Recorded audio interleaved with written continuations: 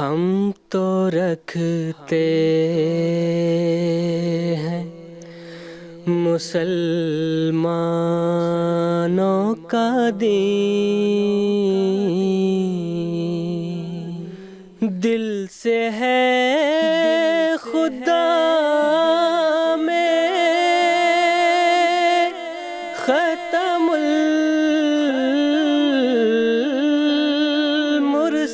المرسلین، دل سے ہے خدا میں ختم المرسلین،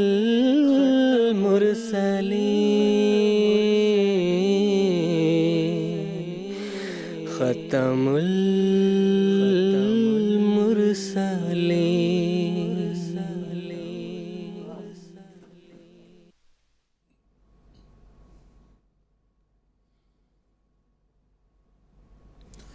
اعوذ باللہ من الشیطان الرجیم، بسم اللہ الرحمن الرحیم۔ ناظرین کرام، السلام علیکم ورحمۃ اللہ وبرکاتہ۔ آج 24 اکتوبر 2020 ہفتے کا دن ہے۔ انڈیا میں اس وقت رات کے 9:30 بجے ہیں اور جی ایم ٹی کے مطابق اس وقت سحر کے 4 بجے ہیں۔ اور ناظرین، یہ وقت ہے پروگرام راہ ہدیٰ کا۔ قادیان دارالامان سے ایک مرتبہ پھر پروگرام راہ ہدیٰ کی ایک سیریز لے کر اس وقت ہم آپ کی خدمت میں حاضر ہیں۔ پروگرام راہ ہدیٰ کے تعلق سے ہمارے مشاہدین یہ جانتے ہیں کہ یہ ایک لائیو پروگرام ہے اور انٹریکٹیو بھی ہے، اور اس کے 4 ایپیسوڈز پر مشتمل ایک سیریز ہم قادیان دارالامان سے بھی آپ کی خدمت میں پیش کرتے ہیں۔ یہ پروگرام لائیو اور انٹریکٹیو ہم صرف اپنے مشاہدین کے لیے منعقد کرتے ہیں تاکہ ہمارے مشاہدین بھی ہمارے ساتھ اس پروگرام میں جڑ سکتے ہیں اور اپنے سوالات اور اپنے استفسارات ہمارے علماء کرام کے پینل میں پیش کر کے ان کے جوابات حاصل کر سکیں۔ تو ناظرین، آج کا ہمارا یہ پروگرام بھی لائیو ہے اور انٹریکٹیو ہے، اور ہم سے رابطہ کرنے کے لیے مختلف سہولیات ہمارے مشاہدین کے لیے اس وقت دستیاب ہیں، جس میں ٹیلی فون لائنز ہیں جس کے ذریعے سے آپ ہمارے اسٹوڈیو کے ساتھ کنیکٹ ہو سکتے ہیں اور اپنا سوال ہمارے علماء کرام کے پینل میں پیش کر سکتے ہیں۔ اسی طرح ٹیکسٹ میسیجز، فیکس میسیجز اور ای میلز کی بھی سہولت موجود ہے، جس کے ذریعے سے آپ ہم تک رابطہ کر سکتے ہیں اور اپنے سوالات ہم تک پہنچا سکتے ہیں۔ تو ناظرین، آج کے ایپیسوڈ میں آپ ہمارے ساتھ شریک گفتگو ہونا چاہتے ہیں اور ہمارے ساتھ اس پروگرام میں جڑنا چاہتے ہیں، تو میں امید کرتا ہوں کہ ہم سے رابطے کی تفصیل اس وقت آپ اپنے ٹیلی ویژن اسکرین پر ملاحظہ فرما رہے ہوں گے۔ ناظرین، قادیان دارالامان سے 4 ایپیسوڈز پر مشتمل جو سیریز اس وقت ہم آپ کی خدمت میں لے کر حاضر ہوئے ہیں، جس کا کہ آج یہ پہلا ایپیسوڈ ہے جو اس وقت ہم آپ کی خدمت میں نشر کر رہے ہیں۔ اس ایپیسوڈ میں ہم حب الوطنی کے تعلق سے بات کریں گے کہ اسلام وطن سے محبت کا کیا حکم دیتا ہے اور ایک مسلمان سے حب الوطنی کا کیا تقاضا کرتا ہے، حکومتی قوانین کی پاسداری کے تعلق سے یا حکمرانوں کے احترام اور ان کی اطاعت کرنے کے حوالے سے اسلام کی کیا تعلیمات ہیں، یہ آج کے ایپیسوڈ میں ہم آپ کی خدمت میں پیش کریں گے، کیونکہ حب الوطنی کے نتیجے میں نہ صرف یہ کہ ہم دنیا میں امن کو قائم کر سکتے ہیں، بلکہ خدا تعالیٰ کے قرب کو حاصل کرنے کا بھی یہ ایک اہم ذریعہ ہے۔ تو ناظرین، اس ایپیسوڈ کی تمہید کی طرف جانے سے پہلے آج کے اس پروگرام میں جو علماء کرام ہمارے ساتھ شامل گفتگو ہوں گے اور جو اس وقت ہمارے پینل میں موجود ہیں، ان کا میں تعارف آپ کی خدمت میں پیش کرنا چاہتا ہوں۔ مکرم و محترم مولانا محمد کریم الدین صاحب شاہد ہیں اور ان کے ساتھ تشریف رکھتے ہیں مکرم و محترم مجاہد احمد صاحب شاستری۔ دونوں حضرات آپ جانتے ہیں کہ قادیان کے جو پروگرام راہ ہدیٰ کی سیریز ہیں اس میں تشریف لاتے ہیں اور اہم گفتگو آپ کے ساتھ کرتے ہیں اور آپ کے سوالات کے بھی تسلی بخش جوابات دینے کی کوشش کرتے ہیں۔ میں آپ دونوں حضرات کا پروگرام راہ ہدیٰ میں خیر مقدم کرتا ہوں۔ ناظرین، آج جب ہم دنیا کی حالت کی طرف دیکھتے ہیں تو ہمیں نظر آتا ہے کہ دنیا بڑی تباہی کی طرف بڑی تیزی کے ساتھ جا رہی ہے اور انسانیت کو ہلاکت کی طرف دھکیلنے والی مختلف وجوہات ہیں اور مختلف عوامل ہیں، جس میں سے بنیادی طور پر یہی چیز ہے کہ انسان خدا تعالیٰ کی ہستی کو بھلا بیٹھا ہے اور تکبر میں بڑھ چکا ہے اور مادیت میں غرق ہونے کے نتیجے میں اپنے آپ کو امن سے دور اور تباہی کے قریب کر چکا ہے۔ اور اسی طرح مختلف عوامل ہیں، جیسے کہ ہم اخبارات میں پڑھتے ہیں کہ اقتصادی بحران ہے، معاشی بحران ہے۔ ایک طرف ہم یہ بھی دیکھتے ہیں کہ مختلف ممالک میں ان کے اپنی اندرونی حالت بھی بہت تشویشناک ہے۔ کہیں پر ہم دیکھتے ہیں کہ مختلف سیاسی مسائل ہیں، کہیں پر ہم دیکھتے ہیں کہ فرقہ واریت ہے، کہیں پر ہم دیکھتے ہیں کہ رنگ و نسل کے اختلافات ہیں، کہیں پر مذہبی اختلافات ہیں، جس کے نتیجے میں خانہ جنگی کی صورت بنی ہوئی ہوتی ہے اور عوام حکمرانوں کے خلاف لڑ رہی ہوتی ہے، اور وہ حکمران بجائے اس کے کہ عوام کے حقوق ادا کریں وہ ان پر ظلم کرنا شروع کر دیتے ہیں، جس کے نتیجے میں دنیا میں ایک بدامنی کی کیفیت اس وقت پیدا ہوئی ہے۔ لیکن دنیا میں جس قدر بھی مسائل اس وقت ہم دیکھتے ہیں، ان تمام مسائل کا حل ہمارے عقیدے کے مطابق اسلامی تعلیمات میں موجود ہیں۔ جب ہم اسلامی تعلیمات کا مطالعہ کرتے ہیں، جب ہم قرآن مجید کا مطالعہ کرتے ہیں، تو ہم دیکھتے ہیں کہ قرآن مجید بنیادی طور پر جو حکمران ہے، جو حاکم وقت ہے، ان کی اطاعت کی تعلیم دیتا ہے، ان کے ساتھ وفاداری کا ہمیں اصول سکھاتا ہے، اور جو ملکی قوانین ہیں اس کی پاسداری کا ہمیں حکم دیتا ہے۔ نہ صرف یہ بلکہ وطن کے ساتھ مخلصانہ محبت کا اسلام ہم سے تقاضا کرتا ہے۔ جب ہم قرآن مجید کا مطالعہ کرتے ہیں تو مختلف انبیاء کرام کے ہجرت کے واقعات بھی اس میں مذکور ہیں، تو وہاں پر ہمیں نظر آتا ہے کہ کس طرح انبیاء کرام کے اندر بھی اللہ تعالیٰ نے اپنے وطن کے ساتھ جو محبت ہے وہ ودیت کر رکھی تھی، جس کے نتیجے میں جب ان کی ہجرت ہوتی ہے تو وہ اپنے وطن سے مخلصانہ وفاداری اور اپنے وطن کے ساتھ محبت کے جذبات کا اظہار کرتے ہیں، جس کو قرآن مجید نے بھی رقم کیا ہوا ہے۔ اور جب ہم حضرت اقدس محمد مصطفیٰ صلی اللہ علیہ وسلم کے زمانے کی طرف نظر دوڑاتے ہیں تو آپ صلی اللہ علیہ وسلم نے فرمایا ہے کہ حب الوطن من الایمان، کہ وطن سے محبت انسان کا ایک ایمانی تقاضا ہے، کہ جو حقیقی مسلمان ہے اس کے لیے ضروری ہے کہ وہ وطن سے محبت کرے۔ خدا سے محبت اور وطن سے محبت میں کسی قسم کا ٹکراؤ نہیں ہے۔ حضرت اقدس محمد مصطفیٰ صلی اللہ علیہ وسلم نے فرمایا ہے کہ جو شخص وطن سے کامل محبت کرتا ہے اور اس کے ساتھ وفاداری کرتا ہے اور اس کے قوانین کی پاسداری کرتے ہوئے اس کے حکام کی اطاعت کرتا ہے، تو یہ دراصل قرب الہی کے حصول کا ایک ذریعہ ہے۔ چنانچہ اسلامی تعلیمات کو جب ہم پڑھتے ہیں تو مختلف مواقع پر اسلام نے ہمیں یہ باتیں سکھائی ہیں کہ کس طرح ہم نے ایک وطن میں رہتے ہوئے اس وطن کے جو حقوق ہیں اس کو ادا کرنا ہے، اور کس طرح ہم نے جو ملکی قوانین ہیں اس کی پاسداری کرنی ہے، اور کس طرح مذہبی احکامات پر عمل کرتے ہوئے وطن کی محبت کے جو تقاضے ہیں اس کو ہم نے پورا کرنا ہے، اور کس طرح ایک بیلنس طریقے سے مذہب اور ملک ان دونوں کو لے کر ہم نے چلنا ہے، جس کے نتیجے میں ہم دنیا میں امن قائم کر سکتے ہیں۔ یہ ساری تعلیمات اسلام نے بہت ہی خوبصورت پیرائے میں ہمارے سامنے پیش کی ہیں۔ اگر خلاصتاً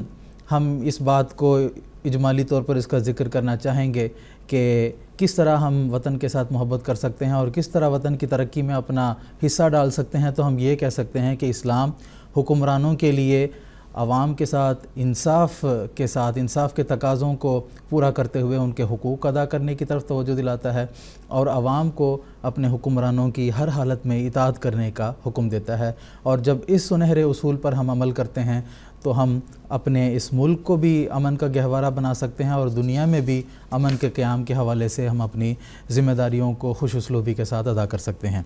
اس مختصر سی تمہید کے بعد آج کے ایپیسوڈ کے سوالات کی طرف میں جاتا ہوں، اور ایک مرتبہ پھر اپنے مشاہدین کو یاد دلانا چاہوں گا کہ آج کے ایپیسوڈ میں ہم بات کر رہے ہیں حب الوطنی کے تعلق سے، کہ کس طرح حب الوطنی کے ذریعے سے ہم دنیا میں امن قائم کر سکتے ہیں، اور کس طرح حب الوطنی کے نتیجے میں ہم قرب الہی کو حاصل کر سکتے ہیں، اس کے بارے میں بات کر رہے ہیں۔ اس کے حوالے سے اگر آپ کے ذہن میں سوالات ہیں تو ہمارے ٹیلی فون لائنز آپ کے لیے ایکٹیویٹڈ ہیں، آپ ہمیں فون کر سکتے ہیں اور اپنے سوالات ہمارے علماء کرام کے پینل میں پیش کر کے ان کے جوابات حاصل کر سکتے ہیں۔ آج کے ایپیسوڈ میں گفتگو کا آغاز محترم مولانا محمد کریم الدین صاحب شاہد سے کرنا چاہتا ہوں۔ سب سے پہلے میں آپ سے پوچھنا چاہوں گا کہ وطن سے محبت کے تعلق سے اسلام میں کیا احکامات ہیں؟ قرآن مجید، سنت اور احادیث کا جب ہم اس کو پڑھتے ہیں تو اس میں ہمیں کیا کیا احکامات ملتے ہیں، اس کے بارے میں ہمارے ناظرین کو کچھ تفصیل بتائیں۔ جزاکم اللہ۔ بسم اللہ الرحمن الرحیم۔ ناظرین و سامعین کرام، اسلام ایک ایسا مذہب ہے جو بالکل فطرت کے عین مطابق تعلیم دیتا ہے، اور جیسا کہ اللہ تعالیٰ نے فرمایا فطرت اللہ التی فطر الناس علیہا، کہ اللہ تعالیٰ نے جس فطرت پر انسان کو پیدا کیا ہے وہ خدا تعالیٰ کی ودیت کردہ ہے فطرت، اور یہ ایک اشرف المخلوقات انسان کے اندر تو یہ خوبی پائی جاتی ہے کہ جس جگہ وہ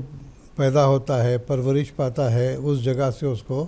ایک دلی محبت ہو جاتی ہے، دلی لگاؤ ہو جاتا ہے۔ انسان تو خیر اشرف المخلوقات ہے، ہم یہ دیکھتے ہیں کہ درندے چرندے اور دوسرے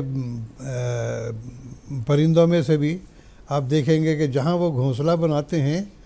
سارے دن میں وہ جہاں کہیں بھی غذا کی تلاش میں دانوں کی تلاش میں پھرتے ہیں، لیکن شام کے وقت پھر وہ آ کر اپنے ہی گھونسلے میں بیٹھ جاتے ہیں۔ تو اتنا ان کو احساس ہوتا ہے کہ ہمارا اپنا گھر ہے، ہم وہاں جائیں۔ اور کبھی کوئی کسی قسم کا بھی جانور ہو، وہ جس جگہ پر رہتا ہے اس کو اجاڑنا نہیں چاہتا، ہمیشہ اس کو صاف ستھرا رکھنا چاہتا ہے، اس کو زیادہ سے زیادہ آرام دہ بنانا چاہتا ہے کہ جس سے اس کی زندگی آسانی سے کٹ سکے، امن و امان سے کٹ سکے۔ تو یہ جانوروں میں بھی خوبی پائی جاتی ہے، اور انسان تو بہرحال اشرف المخلوقات ہے، جیسا کہ میں نے بیان کیا۔ تو اب جس گھر میں انسان پیدا ہوتا ہے وہاں پر اپنی ماں ہے، سب سے پہلے ماں سے اس کا تعلق ہوتا ہے، ماں سے بڑی محبت ہوتی ہے، پھر اس کے بعد دیگر رشتہ دار ہیں، والد ہیں، بہن بھائی ہیں، ان سب سے محبت کا سلوک بھی رکھتا ہے۔ اور اس کے علاوہ ارد گرد جو اڑوس پڑوس کے لوگ ہوتے ہیں، وہ پھر شہر کے لوگ ہیں، ان سے مل جل کر رہنا پسند کرتا ہے۔ اور یہ بھی انسان کا یہ خاصہ ہے کہ یہ فطرتی طور پر انسان جو ہے وہ معاشرہ پسند اس کی طبیعت ہے۔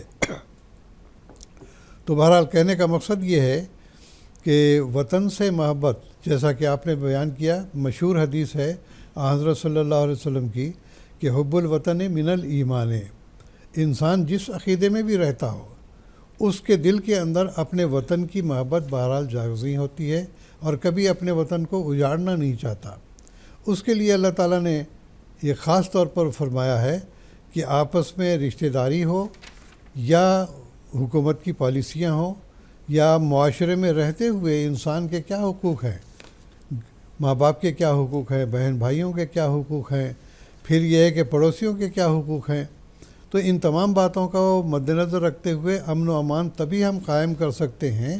جب کہ ہم ان تمام کے حقوق کو بحسن طریق ادا کر سکیں۔ سب سے بڑی بات یہ ہے کہ جیسا کہ آپ نے بھی اشارتاً ذکر کیا ہے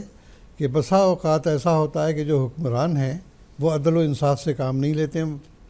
اور خصوصاً جب کہ ڈکٹیٹرشپ جہاں پر قائم ہے۔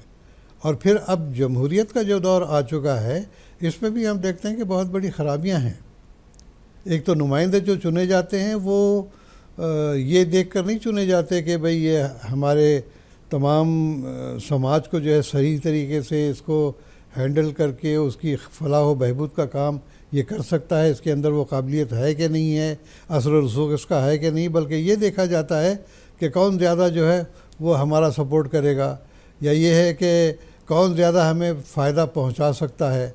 تو لیاقت کی طرف دھیان نہیں دیا جاتا، بلکہ پیسے کی طرف اور اس کے جو اسٹیٹس ہے اس کی طرف زیادہ دھیان دیا جاتا ہے۔ تو یہ چیز اسلام نے خاص طور پر قرآن مجید کی تعلیم نے ہمیں یہ سکھایا ہے کہ جیسا کہ آپ نے بھی اشارتاً ذکر کیا کہ جو اولی الامر ہیں ان کو یہ ہدایت ہے کہ عدل و انصاف سے کام لیں، واقسطوا ان اللہ یحب المقسطین، اونچ نیچ دیکھ کے اگر صحیح رنگ میں عدل و انصاف سے فیصلے کریں گے، عدل کے ساتھ فیصلے کریں گے تو بہت ساری خرابیاں دور ہو جاتی ہیں۔ ورنہ انسان بعض دفعہ رشتہ داروں کی طرف جھک جاتا ہے، دوستوں کی طرف جھک جاتا ہے، پھر وہ عدل و انصاف قائم نہیں رہتا ہے، بلکہ وہاں پر بدامنی پیدا ہو جاتی ہے۔ اور دوسری طرف رعایا کو یہ حکم ہے کہ اطیعوا اللہ و اطیعوا الرسول و اولی الامر منکم، کہ اللہ کی بھی اطاعت کرنی ہے، جو اللہ نے احکام دیے ہیں اس کی پابندی کرو، تبھی تم امن میں رہ سکتے ہو۔ وَأَطِيعُوا الرَّسُولَ، اللہ کے جو نمائندے کے طور پر اللہ تعالیٰ نے تمہاری اصلاح کے لیے نبی یا پیغمبر یا رشی منی اوتار بھیجے ہیں، ان کی ہدایات پر اگر عمل کرو گے تو لازمی بات ہے کہ تم امن و امان میں رہو گے، تمہارا معاشرہ اچھا رہے گا اور دنیا کے اندر بہتری پیدا ہوگی۔ تو یہ دونوں کی اطاعت ہوئی۔ اس کے ساتھ اللہ نے ایک اور پابندی لگا دی، وہ اولی الامر منکم، تم میں سے جو بھی تمہارا حاکم ہے، جو اولو الامر ہے،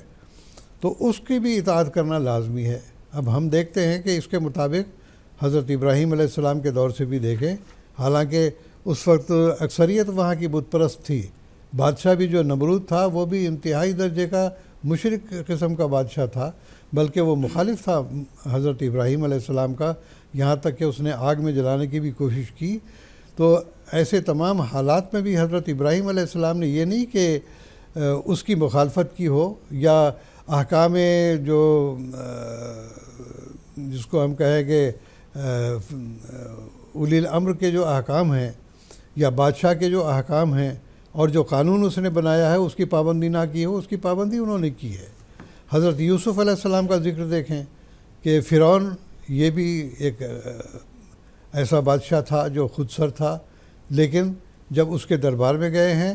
تو انہوں نے ان کی فرما برداری بھی اختیار کی، بلکہ اپنا من چاہا عہدہ وہاں پر لیا اور اس کی وزارت میں انہوں نے کام کیا ہے باقاعدہ۔ اور اسی طرح سے ہم دیکھیں موسیٰ علیہ السلام فرعون کے وقت میں یہ آئے ہیں، فرعون کے احکام کی پابندی انہوں نے ضرور کی ہے، لیکن یہ کہ یہ مطالبہ بھی ان کے سامنے رکھا کہ بنی اسرائیل کو ہم لے جانا چاہتے ہیں، آخر وہ نہیں مانا تو اللہ کے حکم سے ان کو لے جانا پڑا آخر۔ تو یہ بھی ایک معاملہ ہے کہ جب انسان کی زندگی کسی حکومت میں یا ملک میں دوبھر ہو جائے تو پھر اس کو وہاں سے نکل جانا چاہیے، انشاءاللہ آگے بحث آئے گی اس کی بھی۔ تو اسی طرح سے حضرت عیسیٰ علیہ السلام ہیں، رومن حکومت تھی، لوگوں نے ان کو بدنام کرنے کے لیے یہ کہا تھا کہ یہ رومن حکومت کا مخالف ہے، اور کسی نے آگے سوال کیا کہ ہم جو پیسے خرچ کرتے ہیں یا چندہ دیتے ہیں یہ کس کو دیں،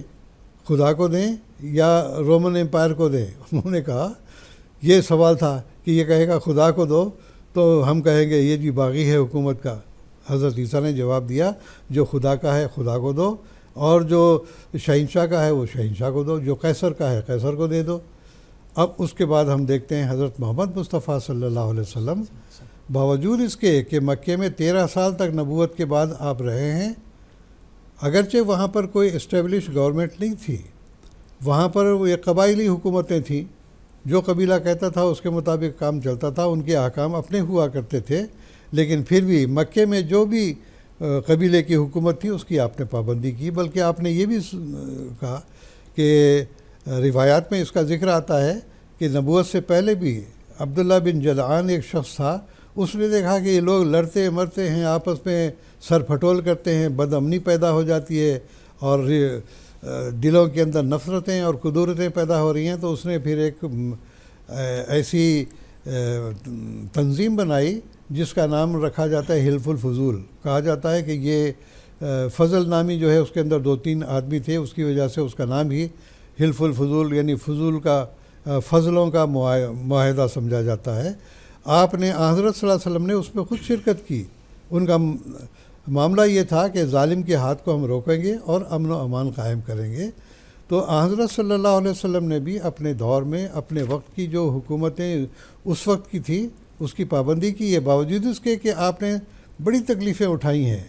حتیٰ کہ آپ پر حملے ہوئے ہیں، آپ کا پتھراؤ آپ پر کیا گیا، خون آپ کا بہایا گیا، لیکن 13 سال تک مکے میں باوجود ان تمام تکالیف کے ملک کو نہیں چھوڑا، بلکہ یہاں تک آتا ہے کہ جب آپ کو مجبوراً مکے کو چھوڑ کر ہجرت کر کے مدینہ جانا پڑا تو اس وقت کہتے ہیں کہ مکے سے باہر آپ نکل کے مکے کی طرف منہ کر کے بڑے درد کے انداز میں آپ نے فرمایا کہ اے مکے کی سرزمین تو مجھے بہت پیاری ہے، لیکن کیا کروں کہ تیرے رہنے والے مجھے رہنے نہیں دیتے۔ آپ کی آنکھوں میں آنسو آ گئے تھے۔ تو یہ وطن کی محبت ہے جو محمد مصطفیٰ صلی اللہ علیہ وسلم نے ہمیں سکھائی۔ پھر سب سے بڑی بات یہ ہے کہ قرآن مجید میں اللہ تعالیٰ نے اس بات کی طرف بھی ہمیں توجہ دلائی ہے کہ اطیع اللہ و اطیع الرسول اولی الامر منکم کے علاوہ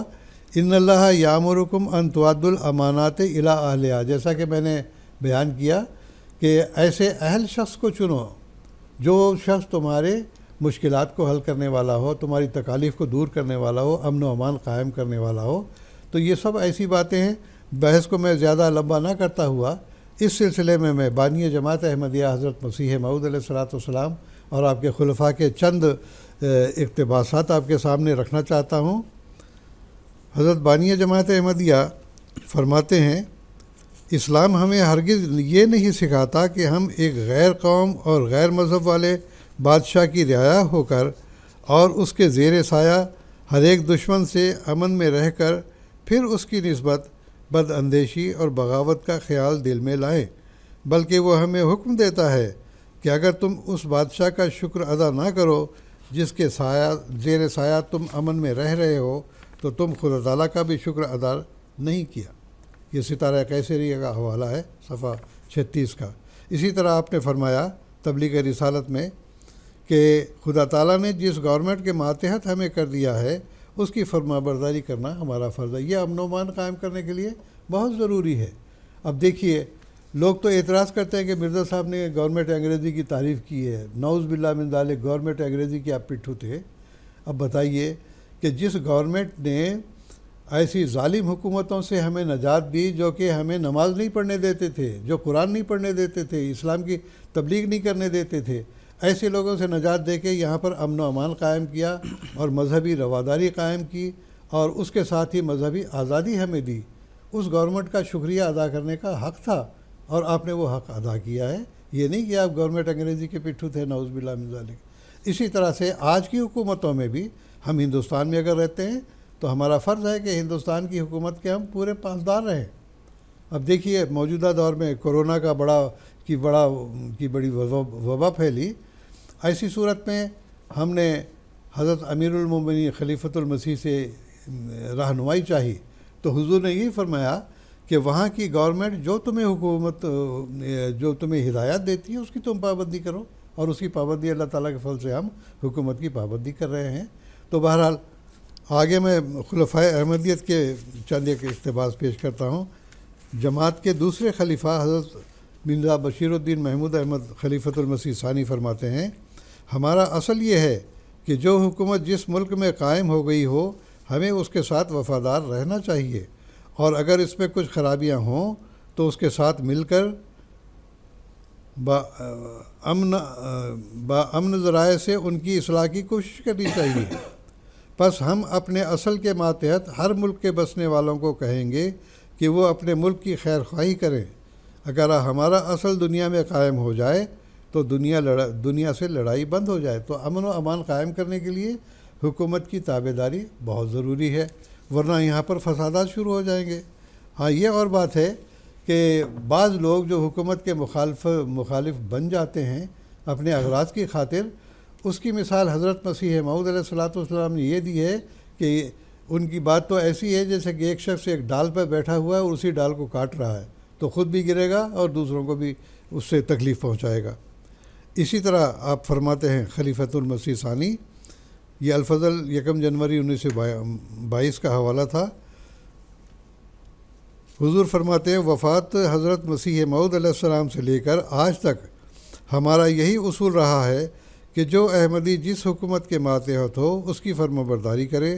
خواہ وہ انگلستان کا احمدی ہو، خواہ امریکہ کا احمدی ہو، خواہ کسی ملک کا احمدی ہو۔ ہندوستان کے رہنے والے احمدی انڈین یونین کی حکومت کے پوری تابع داری کریں گے۔ اسی طرح سے ہمارے اصول کے ماتحت جو جرمنی میں ہماری جماعت قائم ہے، وہ جرمن حکومت کے جو بھی اصول اور قواعد ہیں اس کے پابند ہیں۔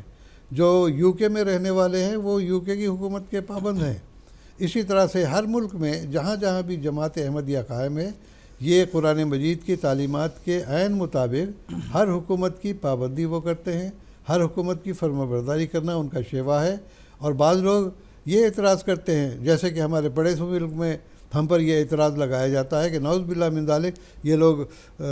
ہمارے ملک کے دشمن ہیں، حالانکہ احمدیوں سے بڑھ کر دنیا میں اپنے ملک کا وفادار اور کوئی شخص ہو نہیں سکتا، باوجود اس کے کہ مسلمان ان تعلیمات کو پڑھتے ہیں۔ ورنہ آپ دیکھیں کہ اسلامی ممالک کا کیا حال بن گیا ہے، اسی واسطے کہ حکومت وقت کی فرمانبرداری نہ کرنے کا نتیجہ ہے کہ آپس میں خود لہو لہان ہو رہے ہیں، آپس میں دست و گریبان ہو رہے ہیں۔ کیوں؟ اس واسطے کہ انہوں نے اسلامی اصول کو چھوڑ دیا ہے۔ تو بہرحال قصہ مختصر یہ کہ اسلام نے امن و امان قائم رہنے کے لیے یہ ہمیں تعلیم دی ہے کہ اپنے لوگوں کے ساتھ حسن سلوک کرو، ان کے آرام کا خیال رکھو، امن و امان بحال کرو۔ اگر یہ قرآن مجید یہ بھی کہتا ہے کہ من قتل نفسا بغیر حق فکانما قتل الناس جميعا، اگر ایک شخص کوئی ناحق کسی کو قتل کرتا ہے تو یوں سمجھو کہ ایک آدمی کو اس نے قتل نہیں کیا بلکہ پوری انسانیت کا قاتل ہے وہ. تو ایسی ایک تعلیم اللہ تعالیٰ نے ہمیں سکھائی ہے. اور اس کے ساتھ ہی دیکھیے حضرت صلی اللہ علیہ وسلم نے فرمایا کہ پڑوسیوں کے حقوق بہت ادا کرنے چاہیے. کیوں؟ اس واسطے کہ جب تمہارا پڑوسی امن میں ہے اور تم اس کے ساتھ امن کے ساتھ رہتے ہو، وہ تمہارے ساتھ امن میں رہتا ہے، تبھی پورے معاشرے میں امن قائم ہوگا. چنانچہ آپ کی ایک حدیث ہے، اس میں آپ فرماتے ہیں کہ حضرت جبرائیل علیہ السلام نے مجھے پڑوسی کے بارے میں اتنی تاکید کی ہے کہ میں نے یہ سمجھا کہ کہیں ایسا نہ ہو کہ ایک پڑوسی دوسرے پڑوسی کے جو جائیداد ہے اس کے اندر جو ہے وراثت کا حق نہ مانگنا شروع کر دے. تو اتنی شدید تعلیم ہے. اور یہاں تک کہ حضرت صلی اللہ علیہ وسلم نے فرمایا کہ اگر تمہارا پڑوسی بھوکا ہے وہ ایسی صورت میں تم کو اللہ تعالیٰ پوچھے گا کہ تمہارا پڑوسی بیمار تھا یا اس کا بھوکا تھا، تم نے اس کی تیمارداری نہیں کی، ان کی خیر خواہی نہیں کی، تو یہ اللہ تعالیٰ اس سے پوچھے گا. تو خیر خواہی کے اعتبار سے اسلام کی تعلیم ہے الدین و النصیحت ہو، کہ دین کا خلاصہ اور خیر خواہی ہی ہے، اس کے علاوہ اور کچھ نہیں ہے. تو ایک مسلمان جس نے حضرت صلی اللہ علیہ وسلم کو قبول کیا، جس نے قرآن مجید کی تعلیم کو اپنے اوپر وارد کر لیا، اس کا یہ حق بنتا ہے کہ پوری دنیا میں امن و امان قائم کرنے کی ہر طرح سے کوشش کرے. اور اگر کسی قسم کا کوئی رکھنا دیکھے تو مناسب رنگ میں ان کو جو حکماء ہیں ان کے سامنے پیش کر سکتا ہے. لیکن قرآن مجید اس سے بھی منع کرتا ہے کہ نافرمانی نہ کریں. کیوں؟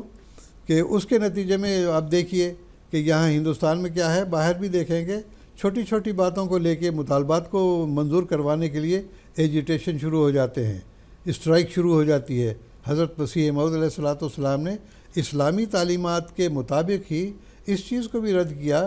کہ کوئی بھی احمدی کسی اسٹرائک میں، کسی ایجیٹیشن میں شامل نہیں ہوگا. ہاں اگر اپنے حقوق منوانے ہیں تو اصولی رنگ میں جو حقوق تمہیں حکومت نے دیے ہیں ان کو بروکار لاتے ہوئے ان کے سامنے اپنے مطالبات رکھو، امن کے ساتھ رکھو. لیکن یہ نہیں ہے کہ ہڑتال کر دی، کام بند کر دیے تو نقصان کس کا ہے؟ عوام کا ہی نقصان ہوتا ہے اس سے. تو جماعت احمدیہ کو یہ بھی تعلیم دی گئی ہے کہ حکومت وقت کی وفاداری کا تقاضا یہ بھی ہے کہ ہم کسی اسٹرائک میں، ایجیٹیشنز میں اس میں حصہ نہ لیں، کیونکہ اس سے امن و امان بگڑ جاتا ہے، اقتصادی لحاظ سے نقصانات ہوتے ہیں، پھر مار توڑ ہوتی ہے. ابھی آپ دیکھیں گے کہ ہندوستان میں بھی بہت ساری جگہ پر ایجیٹیشنز ہوتے ہیں. ابھی حال میں آپ دیکھیں گے کہ ایک قانون جو زراعت کا ہے وہ مرکزی حکومت نے پاس کیا اور اس کے بالمقابل صوبائی حکومتیں جو ہیں ہڑتال کر رہی ہیں، ریل کی پٹڑیوں پر بیٹھے ہوئے ہیں، کئی دن ہو گئے ہیں، بلکہ 20-25 دن سے جو ہے گاڑیاں بند ہیں. کس کا نقصان ہے؟ یہ سارا ریلوے کا نقصان ہو رہا ہے. ہوائی جہازوں کا تو خیر بڑے لوگ جو ان کے پاس پیسہ ہے وہ سفر کر سکتے ہیں، عوام کا کیا قصور ہے اس میں؟ تو ریل گاڑیاں بند ہونے کے نتیجے میں عوام کو پریشانی الگ ہے، اور جو گورنمنٹ کی آمد ہوتی تھی ریل گاڑیوں سے وہ بھی بند ہو گئی. یہ نقصان کس کا ہے؟ ملک کا نقصان ہے. تو ان تمام باتوں کو ملحوظ رکھتے ہوئے اسلام ہمیں یہ تعلیم دیتا ہے کہ امن و امان کے ساتھ رہو، حکومت وقت کی پابندی کرو، اپنے اولی الامر کی اطاعت کرو، اور اس کے ساتھ ساتھ تمہارے اندر انسانی ہمدردی سب سے زیادہ ہونی چاہیے. اور کوئی ایسا کام تمہارے ہاتھ سے یا منہ سے یا فعل سے نہیں ہونا چاہیے کہ جس کے نتیجے میں کسی قسم کا کسی انسان کو نقصان پہنچے، یا حکومت کو نقصان پہنچے، یا ہمیں نقصان پہنچے، یا ہمارے پڑوسیوں کو نقصان پہنچے. تو یہ وہ اعلیٰ تعلیم ہے کہ جس کو اگر مد نظر رکھا جائے تو دنیا میں امن و امان قائم رہ سکتا ہے. اور سب سے بڑی بات اس میں، جیسا کہ ہمارے پیارے امام بھی ہر ملک میں جا کے امن و امان کی تعلیم دیتے ہوئے فرماتے ہیں کہ عدل اور احسان کو قائم کرنا ہے، اور پھر یہ کہ گواہی کو چھپانا نہیں ہے. جو سچی بات ہے وہ بیان کرو، ورنہ جھوٹے گواہ پیش کر کے مقدمہ اگر جیت بھی لیا تو اس کا کیا اثر ہوتا ہے؟ پھر آپس میں دشمنیاں شروع ہو جاتی ہیں. تو اللہ تعالیٰ نے فرمایا کہ عدل و انصاف کو قائم کرنا ہے اور سچی گواہی کو قائم کرنا ہے، چاہے تمہارے اپنے خلاف، اپنے والدین کے خلاف بھی گواہی دینی پڑے تب بھی گواہی دو. تو یہ تمام ایسے اصول ہیں جن کو مد نظر رکھے ملک کی فلاح و بہبود کا کام بحسن طریق ہو سکتا ہے، اور ان کو نظر انداز کرنے کے نتیجے میں دنیا کے اندر امن برباد ہوتا ہے، بے چینی پیدا ہوتی ہے، اور اس کے ساتھ ساتھ جان و مال کا نقصان بھی ہوتا ہے۔ بالکل جی، جزاکم اللہ تعالیٰ حسن جزا۔ کچھ ٹیلی فون کالرز اس وقت ہمارے پاس ہولڈ پر موجود ہیں، میں سیدھا ان کی طرف ہی جانا چاہوں گا۔ سب سے پہلے ہم بات کریں گے منصور احمد نوجوان سے، جو کہ انڈیا سے اس وقت ہمارے ساتھ ٹیلی فون لائن پر موجود ہیں۔ السلام علیکم ورحمۃ اللہ منصور صاحب۔ سب سے پہلے انور عید اللہ تعالیٰ کی خدمت میں اور سارے عالم اسلام کی خدمت میں السلام علیکم کا صفحہ قبول ہو۔ وعلیکم السلام و برکاتہ۔ سوال یہ ہے کہ آج کل دنیا کے ہر کونے میں یہ احتجاجی نظارے عام ہو چکے ہیں۔ حضرت صلی اللہ علیہ وسلم نے اپنی نبوت کی 13 سالہ مکی زندگی، جو نہایت تکالیف کا دور تھا، بڑے صبر سے اپنے صحابہ کے ساتھ گزارے۔ آپ صلی اللہ علیہ وسلم نے ملکی قوانین کی کبھی خلاف ورزی نہیں کی۔ آپ صلی اللہ علیہ وسلم کو باذن الہی ہجرت کرنی پڑی، اس پر ذرا روشنی ڈالیں۔ جی جزاکم اللہ منصور صاحب، ہجرت کے تعلق سے جو آپ کا سوال ہے وہ ہمارے پروگرام کا بھی حصہ ہے۔ انشاءاللہ تعالیٰ پروگرام کے حصے میں جب اس سوال کی باری آئے گی تو اس موقع پر آپ کو اس کا تفصیلی جواب جو ہے وہ دے دیا جائے گا۔ ایک اور ٹیلی فون کالر اس وقت ہمارے ساتھ ہیں، ماسٹر شوکت علی صاحب پاکستان سے اس وقت ہمارے ساتھ ٹیلی فون لائن پر جڑے ہیں۔ ان کا سوال سنتے ہیں۔ السلام علیکم ورحمۃ اللہ ماسٹر شوکت علی صاحب۔ وعلیکم السلام ورحمۃ اللہ وبرکاتہ۔ سر میرا سوال ہے کہ غیر جماعت اس پہ اعتراض کرتے ہیں کہ حضرت مسیح موعود علیہ السلام نے حضرت مسیح علیہ السلام کی جو قبر کی جگہ ہے وہ مختلف جگہ پر مختلف بیان فرمائی ہے۔ وہ یہ اعتراض کرتے ہیں کہ آپ مرزا صاحب کو نبی مانتے ہیں، تو کس طرح ہو سکتا ہے کہ نبی کی بات میں تضاد ہو؟ ٹھیک ہے جناب، جزاکم اللہ، شکریہ، آپ کا سوال ہمیں مل گیا ہے۔ محترم مولانا محمد کریم الدین صاحب شاہد سے میں درخواست کروں گا۔ شوکت علی صاحب، بات یہ ہے کہ جب تک تحقیق مکمل نہیں ہوئی تھی تب تک جہاں جہاں نشاندہی کی گئی مسیح موعود علیہ السلام نے ان جگہوں کا نام لیا ہے۔ مثال کے طور پر حضرت مسیح علیہ السلام کو جب صلیب سے اتارا گیا اور زخموں سے آپ نڈھال تھے، بے ہوشی کا آپ پر عالم طاری تھا، ایسے وقت میں ان کا علاج معالجہ کرنے کے لیے، جیسا کہ انجیل سے بھی ثابت ہے، آپ کو ایک غار نما کمرے میں رکھا گیا تھا، اور اس کا نام بھی عیسائی قبر مسیح کے طور پر یاد کیا کرتے ہیں جو یروشلم میں ہے۔ تو اس لحاظ سے قبر مسیح کا وہاں پر تذکرہ آتا ہے۔ پھر ایک اور مقام پر آپ نے فرمایا کہ وہاں پر بھی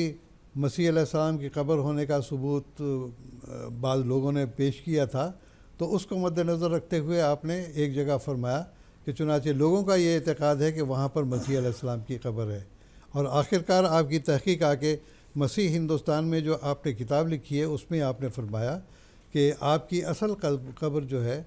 وہ محلہ خانیار میں موجود ہے، اس واسطے کہ قرآن مجید سے یہ ثابت ہوتا ہے کہ عیسیٰ علیہ السلام کو اللہ تعالیٰ نے فرمایا تھا کہ آپ اور آپ کی والدہ کو وَآوَيْنَاهُمَا إِلَىٰ رَبْوَةٍ ذَاتِ قرار و معین، کہ ایسی اونچی جگہ پر اللہ تعالیٰ نے ان کو پناہ دی جو چشموں والی تھی اور اونچی جگہ پر تھی۔ تو اس سے جو ہے ایک قرینہ یہ بھی ملا کہ پٹھان افغانستان کے جو لوگ ہیں اور کشمیر کے جو قبائل ہیں، یہ ان 10 قبائل سے تعلق رکھتے ہیں جن کو نبوکد نظر بادشاہ نے جلا وطن وہاں سے کر دیا تھا۔ یہ لوگ سفر کرتے کرتے کچھ آباد ہو گئے افغانستان میں اور کچھ آباد ہو گئے کشمیر میں آ کے، چنانچہ ان کا رہن سہن، ان کا کھانا پینا، ان کے بول چال وغیرہ سب کچھ جو ہے آپ دیکھیں گے کہ یہ بہت حد تک جو ہے وہ بنی اسرائیل کے ان 10 قبائل کے حالات سے ملتے جلتے ہیں۔ چنانچہ اسی ضمن میں حضرت عیسیٰ علیہ السلام کے لیے بھی یہ حکم تھا کہ لوگوں نے سوال کیا کہ آپ جو ہے وہ کیا بنی اسرائیل کے، اللہ تعالیٰ نے قرآن مجید میں فرمایا رسولاً الی بنی اسرائیل،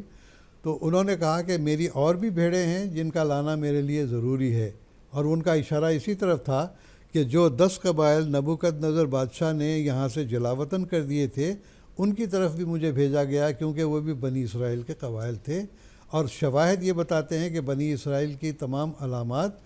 ان قوموں کے اندر پائی جاتی ہیں، لہٰذا مسیح علیہ السلام یہاں پر بھی آئیں۔ اور اس کے علاوہ بعض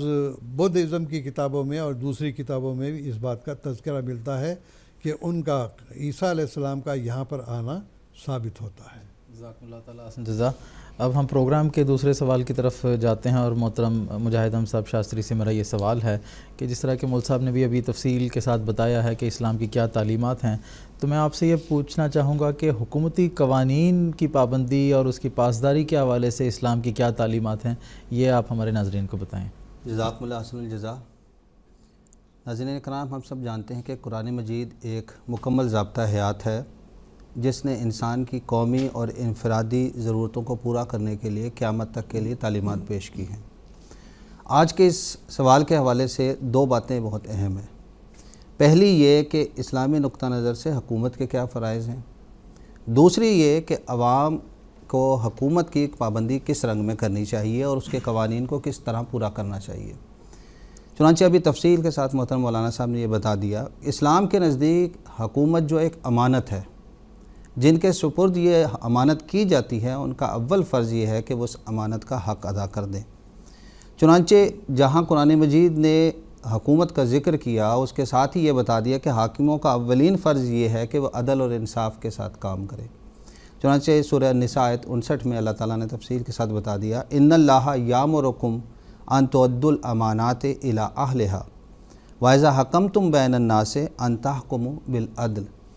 کہ یعنی لوگوں کو یہ بتایا کہ جب تم کسی کو منتخب کرو حاکم کے طور پر تو یہ دیکھو کہ وہ امین ہے کہ نہیں، وہ امانت کے ساتھ اس کی کیا کوالٹی ہے،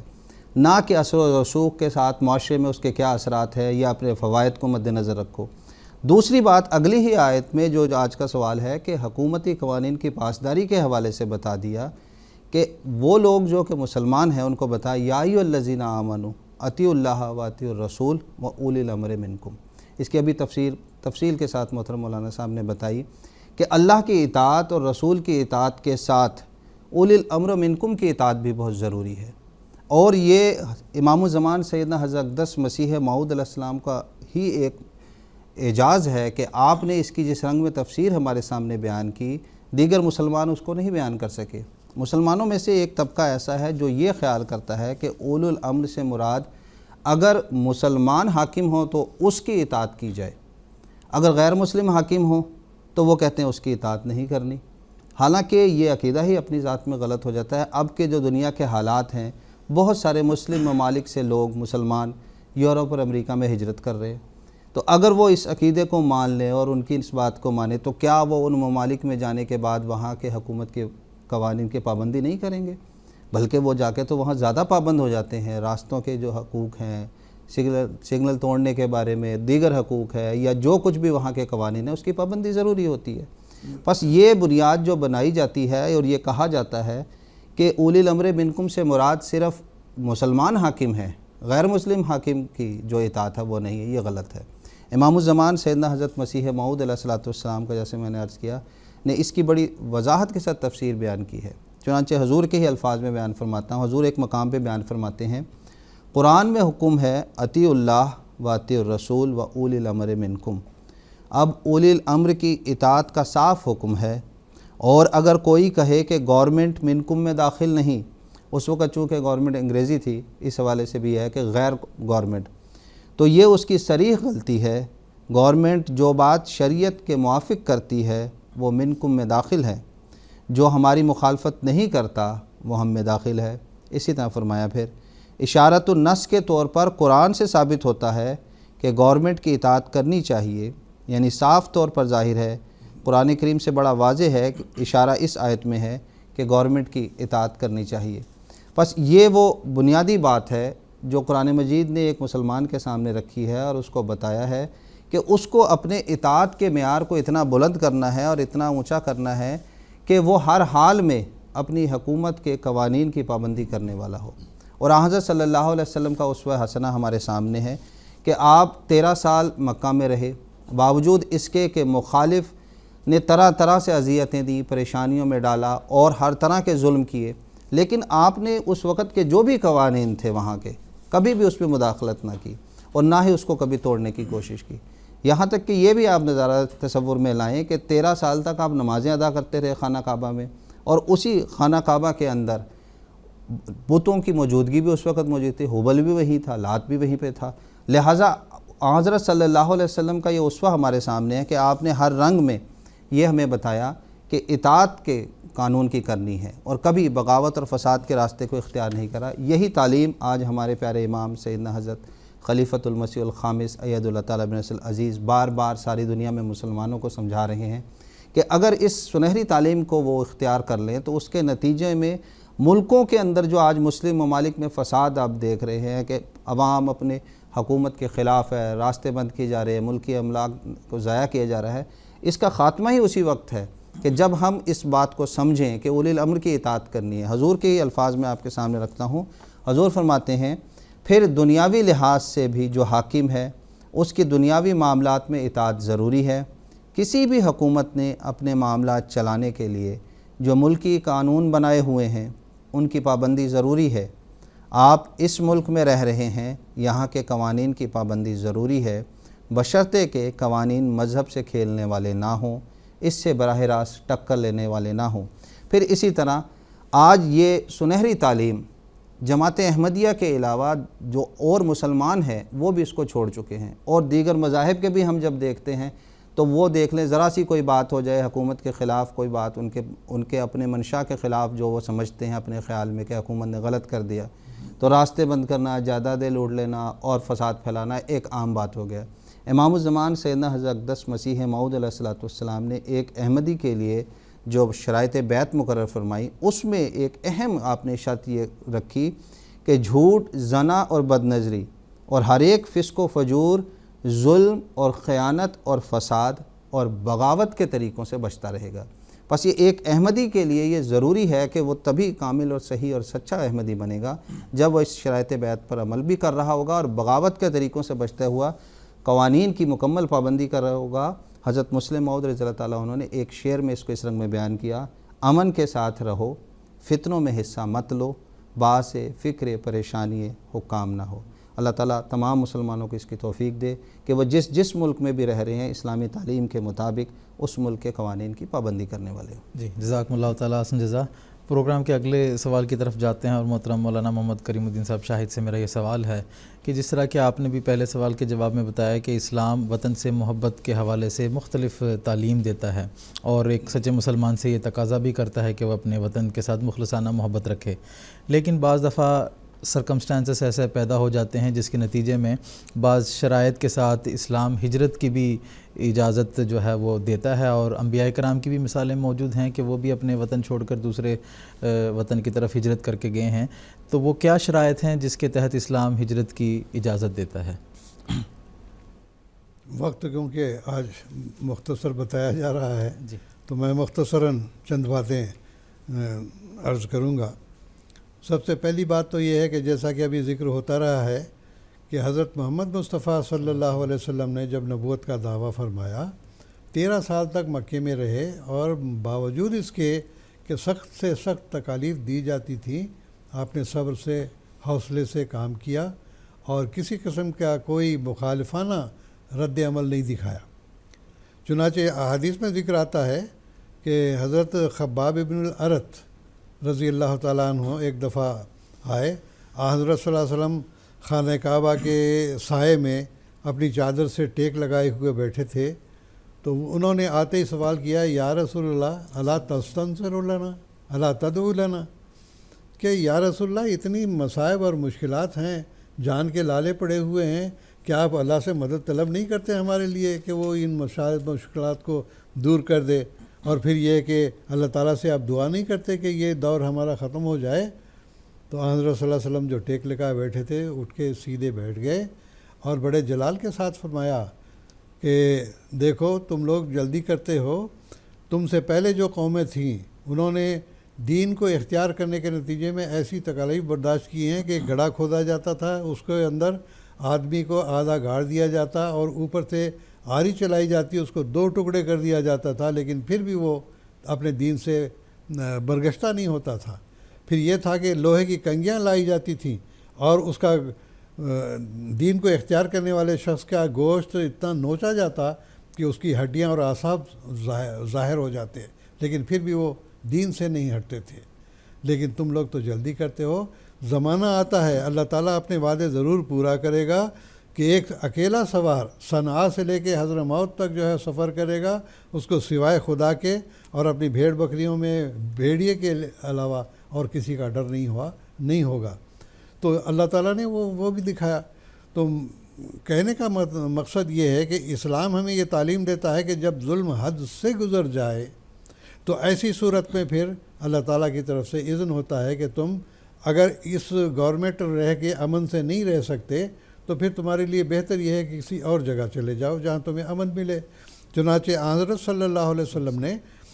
صحابہ کو حکم دیا کہ مجھے معلوم ہوا کہ عرب کا اور حبشہ جسے ایبیسینیا بھی کہتے ہیں یا ایتھوپیا بھی کہتے ہیں، وہاں کا بادشاہ بڑا ہی عادل ہے اور وہ رعایا کا بڑا خیال رکھنے والا ہے، تم لوگ وہاں ہجرت کر جاؤ۔ چنانچہ پہلے قافلے میں 11 مرد اور 4 عورتیں تھیں، اس کے بعد 18 لوگوں کا قافلہ گیا ہے، تو اس کا نام تھا نجاشی، اور اصل نام تو اس کا اسحمہ تھا، لیکن عام طور پہ رقب اس کا نجاشی تھا۔ تو اللہ تعالیٰ کے فضل سے وہاں جا کے امن و امان ہوا۔ تو دوسری طرف جب حضرت صلی اللہ علیہ وسلم کو اذن ہوا کہ اب تم ہجرت کر جاؤ، تو اس وقت اللہ تعالیٰ نے فرمایا کہ ہجرت کرنے کی کیا ضرورت ہے، کیوں ہجرت کریں؟ جیسا کہ ابھی ہمارے ایک بھائی نے سوال بھی کیا تھا کہ والذین ہاجروا فی اللہ من بعد ما ظلموا لنبوئنہم فی الدنیا حسنہ ولاجر الآخرۃ اکبر لو کانوا یعلمون۔ یہ سورۃ النحل کی 41ویں آیت ہے۔ تو ترجمہ اس کا یہ ہے کہ جن لوگوں نے اللہ تعالیٰ کی خاطر ظلم کرنے کے بعد ہجرت اختیار کی ہے، ان کو ہم جو ہے دنیا میں بہترین جگہ عطا کریں گے۔ تو یہ ایک بات تو یہ سامنے آ گئی کہ جب ظلم حد سے گزر جائے، ان کا رہنا وہاں پر مشکل ہو جائے، تو ایسی صورت میں وہاں سے ہجرت کر جانا بہتر ہے، بجائے اس کے کہ ہم کوئی ایجیٹیشن کریں یا یہ کہ حکومت کی مخالفت کریں، بلکہ ہمارا یہ حق نہیں، بلکہ ہمیں وہاں سے چلے جانا چاہیے۔ دوسری آیت میں اللہ تعالیٰ نے فرمایا ان ربک للذین ہاجروا من بعد ما فتنوا ثم جاہدوا وصبروا ان ربک من بعدها لغفور الرحیم۔ یہ بھی سورۃ النحل کی 111ویں آیت ہے۔ مطلب یہ ہے کہ یقیناً پھر اس کے بعد تیرا رب للذین ہاجروا، جن لوگوں نے ہجرت کی ہے، من بعد ما فتنوا،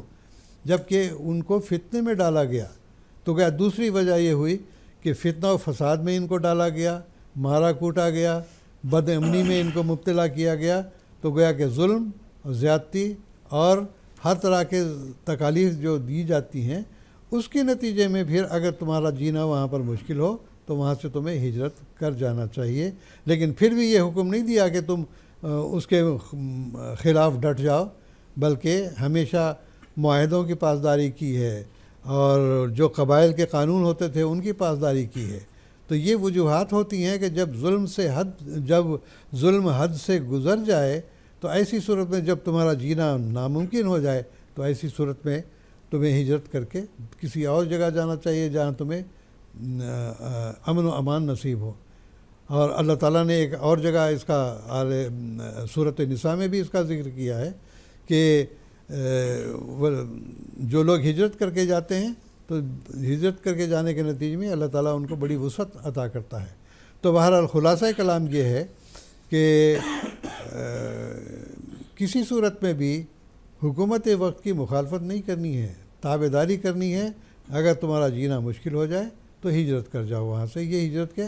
عام طور پر ہجرت کرنے کے جو آثار ہیں یا یہ کہ ہجرت کرنے کی جو ضرورت ہے وہ یہی ہے کہ ظلم ہو، زیادتی ہو، فتنہ و فساد مچایا جا رہا ہو، جیسا کہ ہمارے پڑوسی ملک میں ایسا ہوا، اور پھر وہاں سے بہت سارے احمدیوں نے، کوئی جرمنی چلے گیا، کوئی انگلینڈ چلا گیا، کوئی کہیں اور چلا گیا۔ تو بہرحال یہ تعلیم ہماری قرآن مجید کے ذریعے سے ہے کہ پھر بھی حکومت وقت کی تم نے فرمانبرداری کرنی ہے۔ نہیں کر سکتے، تمہارے لیے عبادت کرنا مشکل ہو گیا ہے، تمہارے لیے اپنے عقائد کو بیان کرنا مشکل ہو گیا، تبلیغ کرنا مشکل ہو گیا ہے، ایسی صورت میں پھر اس حکومت کی تم نے مخالفت نہیں کرنی بلکہ وہاں سے ہجرت کر جاؤ۔ اللہ تعالیٰ حسن جزا۔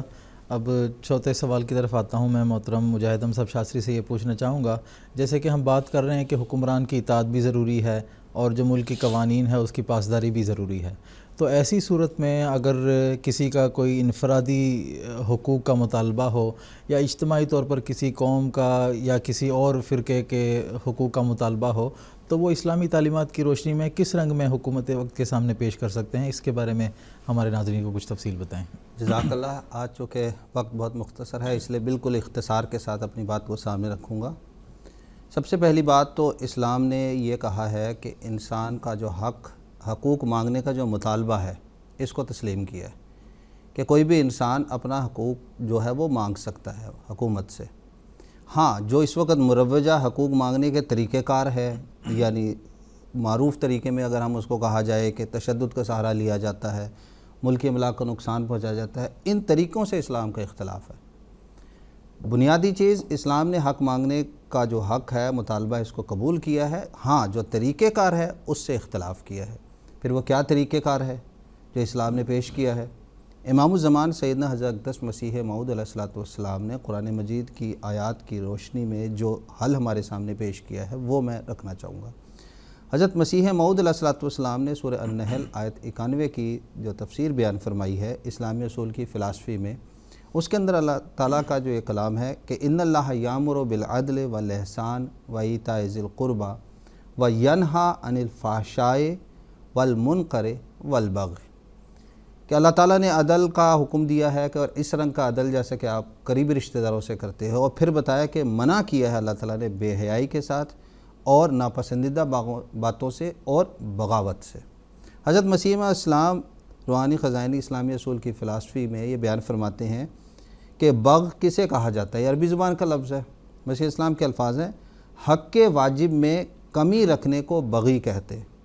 اور یا حق کے واجب سے افروزنی یعنی زیادتی کرنے کو بھی بغی کہتے۔ ایسا لفظ جو قرآن مجید نے استعمال کیا ہے وہ یہ ہے کہ اگر آپ اپنے حق سے بڑھ جا رہے ہیں تو بھی بغاوت ہے، اور جو آپ کے حقوق ادا کرنے کی ذمہ داری ہے اگر اس میں کمی کر رہے ہیں تو بھی بغاوت ہے۔ یعنی اس آیت نے یہ بتا دیا کہ حکومت کی بھی ذمہ داری ہے کہ وہ کلیتاً طور پر جو اس کے ذمہ امانت سپرد کی گئی ہے وہ اس کا حق کی ادائیگی کرے، اگر وہ نہیں کر رہی وہ بھی بغاوت میں شامل ہو رہی ہے۔ اور عوام کی یہ ذمہ داری ہے کہ وہ مطالبات کرنے کا اس کو حق ہے، لیکن ان مطالبات کے ساتھ ان کے لیے ضروری ہے کہ وہ اپنے حق تو مانگتے ہیں لیکن ان کے اوپر جو ان کے فرائض ہیں اس کی طرف وہ توجہ کم دے رہے ہوتے، یعنی وہ حق کے واجب ہے اس پہ نظر نہیں ہوتے، اور یہ صرف تو اعلان ہو رہا ہوتا ہے کہ حق دو میرا، حق دو میرے، اس کی جمع حقوق ہے، میرے حقوق مجھے دیا جو۔ پھر اس کو ایک رنگ میں اور بھی سمجھ لیں، حق ہم کہتے ہیں سچائی کو، سچائی کے معنی میں جو بات ثابت شدہ مسلم ہو نہ اس میں کمی کی جائے نہ ہی اس میں کسی رنگ کی زیادتی کی جائے۔ بس اگر ہم یہ مانگ رہے ہیں کہ میرا حق مجھے دیا جائے تو پھر اس کے لیے ضروری ہے کہ ہمیں اپنے فرائض بھی ادا کرنے پڑیں گے۔ مثلا ایک مثال دیتا ہوں تاکہ بات ذرا اور واضح ہو جائے۔ گورنمنٹ کی طرف سے ہدایت ہوتی ہے کہ انکم ٹیکس دیا جائے۔ اب اگر ایک شخص انکم ٹیکس کی چوری کرتا ہے تو وہ انکم ٹیکس کی جو چوری کر رہا ہے تو وہ دیگر لوگوں کے حقوق کو مار رہا ہے، کیونکہ اسی انکم ٹیکس کے پیسوں سے وہ دیگر لوگوں کے اوپر وہ فلاح و بہبود کے کام ہونے تھے، لہٰذا اس نے جہاں اپنے حق میں ادائیگی میں کمی کر دی وہاں اس نے دوسروں میں بھی زیادتی کر دی۔ دوسری بات جو قرآن مجید نے بیان فرمائی وہ یہ تھی کہ حضرت کی مشہور حدیث ہے کہ کلکم رائن و کلکم مسئول عن رعیتہ، پھر آگے آپ نے پوری تفصیل بیان کی، وہ میں چھوڑتا ہوں کہ تم میں سے ہر ایک شخص رائی ہے، نگران ہے، اور اس سے اپنی رعیت کے بارے میں پوچھا جائے گا۔ تیسری چیز جو آپ خاص طور پہ بیان کی جاتی ہے اور وہ ایک خدشہ یہ ہوتا ہے کہ اگر حاکموں کی طرف سے حقوق نہ دیے جا رہے ہوں تو پھر کیا کیا جائے گا؟ حضرت صلی اللہ علیہ وسلم کا ارشاد مبارک ہے کہ آپ صلی اللہ علیہ وسلم نے بخاری کتاب الفتن کی حدیث ہے، اس کا ترجمہ ہے کہ تم میرے بعد دیکھو گے کہ تمہاری حق تلفی کر کے دوسروں کو ترجیح دی جا رہی ہے، نیز ایسی باتیں دیکھو گے جن کو تم برا سمجھو گے۔ یہ سن کر صحابہ نے عرض کیا کہ یا رسول اللہ، پھر ایسے وقت میں آپ کا کیا حکم ہے؟ حضرت صلی اللہ علیہ وسلم نے فرمایا اس وقت کے حاکموں کو ان کا حق ادا کرو اور تم اپنا حق اللہ سے مانگو، یعنی تمہارے ذمہ جو فرائض ہیں تم ان فرائض کو ادا کر دو اور تم اللہ تعالیٰ سے اپنا حق مانگو، اور یعنی تم اپنے فرائض پہ توجہ دو گے تو اس کے نتیجے میں بس بنیادی طور پر انفرادی اور قومی حقوق مانگنے کا حکومت سے اسلام نے حق دیا ہے۔ اس حق کو مانگنے کے جو مروجہ طریق ہے اسلام اس کی اجازت نہیں دیتا، بلکہ اسلام یہ کہتا ہے کہ تم نے اطاعت کے دائرے میں رہتے ہوئے خدا تعالیٰ سے اس کا حق مانگنا ہے۔ حضرت مسیح موعود علیہ الصلوۃ والسلام بیان فرماتے ہیں بیعت کی چوتھی شرط میں ہی خاص طور پر، کہ جو شرائط بیعت کی چوتھی شرط ہے کہ یہ کہ عام خلق اللہ کو عموماً اور مسلمانوں کو خصوصاً اپنے نفسانی جوشوں سے کسی نوع کی ناجائز تکلیف نہیں دے گا، نہ زبان سے، نہ ہاتھ سے، نہ اور کسی طرح سے۔ بس یہ جماعت احمدیہ کا ایک اعجاز ہے کہ امام الزمان کی تعلیم کو خلیفۃ المسیح کی رہنمائی میں آج ساری دنیا میں پیش کر رہی ہے، اور آج اگر حقیقی امن قائم کوئی کر سکتا ہے تو وہ یہی اسلامی تعلیم ہے، جس پر مسلمانوں کو بھی بہترین طریق پر اور صدق دل سے عمل پیرا ہونا چاہیے۔ جی جزاکم اللہ تعالیٰ احسن جزا۔ آج کے ایپیسوڈ کا آخری سوال ہے جو کہ میں محترم مولانا محمد کریم الدین صاحب شاہد سے کرنا چاہوں گا کہ جیسے کہ ابھی ہم نے بات کی کہ جب ظلم کی انتہا ہوتی ہے تو ہجرت بھی کر سکتے ہیں، تو جب حاکم ظلم میں حد تجاوز کر جاتا ہے تو احادیث میں ہم دیکھتے ہیں کہ انصر اخاک ظالما و مظلوما کا بھی ذکر ملتا ہے، تو شرعی طور پر کیا اجازت حاصل ہے، کس طرح انسان جو ہے اپنے رد عمل کا اظہار کر سکتا ہے، اس کے بارے میں ہمارے ناظرین کو کچھ تفصیل بتائیں۔ وقت کیونکہ بہت مختصر ہے، صرف میں چند باتیں بطور پوائنٹ کے بیان کر دیتا ہوں۔ وہ یہ کہ وسلم نے جو یہ فرمایا کہ انصر اخاک ظالما او مظلوما، کہ اپنے بھائی کی مدد کرو چاہے اس پر ظلم ہو رہا ہو یا ظلم کرنے والا کوئی ہو، یعنی ظالم ہو یا مظلوم ہو دونوں کو جو ہے کی مدد کرو۔ ایک صحابی نے عرض کیا یا رسول اللہ مظلوم کی تو ہم مدد کر سکتے ہیں لیکن ظالم کی مدد ہم کیسے کریں گے، ظالم تو خود ظلم کر رہا ہے۔ تو حضور نے فرمایا اس کے ظلم کے ہاتھ کو روک دو، یہی جو ہے اس کی مدد ہے۔ تو اس سلسلے میں اسلام کی تعلیم یہ ہے، قرآن مجید کی سورۃ الحجرات کی آیت 10 ہے، جس میں اللہ تعالیٰ نے واضح طور پر یہ بتایا ہے کہ یہ ترجمہ میں کر دیتا ہوں کہ اگر مسلمانوں کے دو فریق آپس میں جھگڑا کر کے لڑائی کرتے ہیں اور ایک دوسرے سے آمادہ جنگ ہو جاتے ہیں تو ایسے صورت میں اللہ تعالیٰ نے فرمایا کہ فَأَصْلِحُوا بَيْنَهُمَا، دونوں کے درمیان صلح کرا دو۔ ان کا حق بنتا ہے ظالم کی کو بھی سمجھاؤ اور مظلوم کو بھی سمجھاؤ۔ اور آگے فرمایا فَإِن بَغَتْ إِحْدَاهُمَا عَلَى الْأُخْرَى،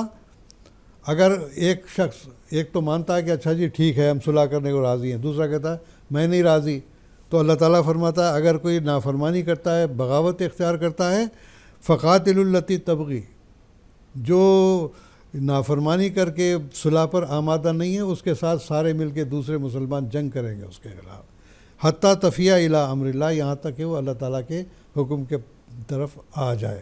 تو گویا کہ جب تک کہ وہ لڑائی سے رک نہ جائے تب تک تمام مسلمان معاشرے کو حکم ہے کہ اس کے خلاف جنگ کرو۔ تو یہی وہ چیز ہے جو امن امان قائم کرنے کے لیے ضروری ہے، ظالم کو ظالم کے ہاتھ سے روکنا، یہ بہت بڑی چیز ہے۔ چنانچہ آپ دیکھیں گے دنیا کے اندر جو لڑائیاں ہو رہی ہیں اس میں ظالم کا ساتھ دیا جاتا ہے۔ اب یہ جو UNO بنی ہوئی ہے ہماری، یا لیگ آف نیشنز تھی، وہ بھی فیل ہو گئی، وہ اسی وجہ سے کہ بعض طاقتوں کے پاس ویٹو کی پاور ہے اور بعض کا جو ہے وہ ظالم اور مظلوم کو نہیں دیکھتے ہیں، وہ دیکھتے ہیں کہ ہمارا حمایتی کون ہے، اس کی طرفداری کر کے اس کی حمایت کرنے کی کوشش کرتے ہیں، جس کے نتیجے میں یہ سارا امن برباد ہو جاتا ہے۔ تو سوال یہی ہے کہ جو ایسی UNO ہمارے ہونی چاہیے کہ ظالم کو اس کے ظلم سے روکنے والی ہو، نہ یہ کہ اس کی طرفداری کرنے والی ہو۔ یہی ہے یہ اس کا ظلم کا ہاتھ روکنا، یہی اس کی مدد ہے اور یہی منشا ہے حضرت صلی اللہ علیہ وسلم کا، اور یہی ایسا اصول ہے جس کے نتیجے میں دنیا کے اندر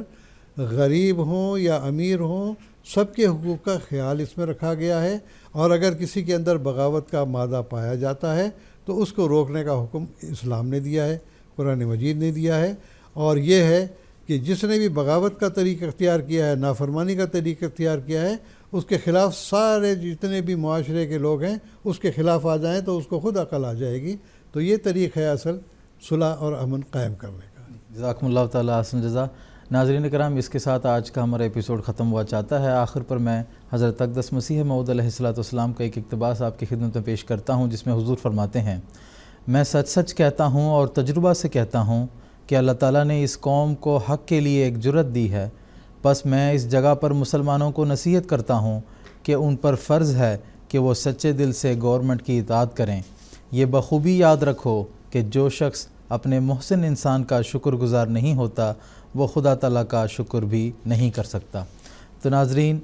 جو قیام امن کے حوالے سے اسلامی تعلیمات پر مشتمل ہماری یہ سیریز ہے، اس کا اگلا ایپیسوڈ مرخہ 31 اکتوبر 2020 ہفتے کے دن انڈین ٹائم کے مطابق رات کے 9:30 بجے اور GMT کے مطابق سحر پیر کے 4 بجے ہم قادیان دارالمان سے آپ کی خدمت میں لائیو پیش کریں گے۔ تب تک کے لیے اجازت دیجیے گا۔ السلام علیکم ورحمۃ اللہ وبرکاتہ۔ آؤ لوگوں کہ یہی نور خدا پاؤ گے، لو تمہیں طور تسلی کا بتایا ہم نے۔ آؤ لوگوں کہ یہی نور خدا پاؤ گے، لو تمہیں طور تسلی کا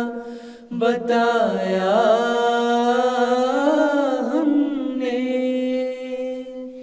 لو تمہیں طور تسلی کا بتایا